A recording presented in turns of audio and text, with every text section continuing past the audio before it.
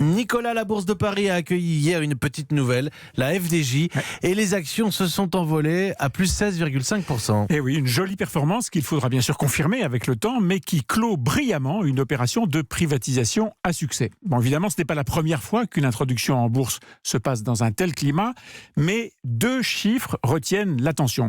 Le premier a une signification économique. Les candidats à l'achat d'actions en ont demandé pour environ 11 milliards d'euros.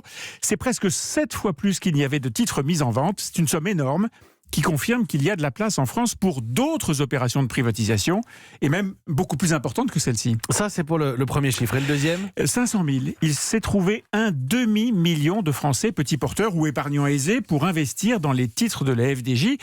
Et pas seulement des petites sommes. Les particuliers ont déposé des demandes pour un montant de près de 2 milliards d'euros. Bon, sur le plan politique, ce n'est pas rien.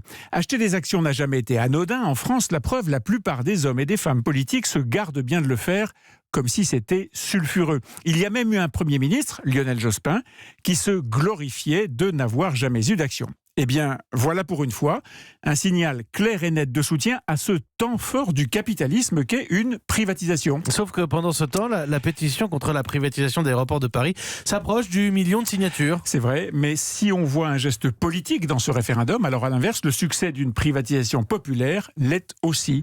Et puis je veux bien comparer 1 million de signatures et 500 000 actes d'achat d'actions, mais tout de même, un demi-million de personnes qui engagent leur propre argent et qui décident donc de prendre un risque financier, je trouve que ça a au moins autant de valeur. Donc selon vous, il faudra privatiser Aéroport de Paris. Alors on verra au printemps quel est le nombre exact de pétitionnaires qui se seront mobilisés contre.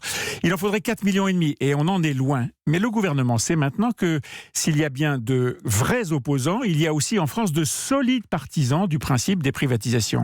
D'ailleurs, le mieux, c'est de leur donner leur chance, de les faire participer aux prochaines privatisations. Beaucoup de Français en veulent, et c'est ça qui frappe. D'où mon message à Bruno Le Maire lorsqu'il lancera les prochaines opérations, et espérons-le, Aéroport de Paris. Monsieur le ministre de l'Économie et des Finances, si vous voulez éteindre les polémiques, n'hésitez pas à réserver systématiquement aux petits porteurs une part des prochaines entreprises que l'État vendra. Ce seront eux vos meilleurs soutiens.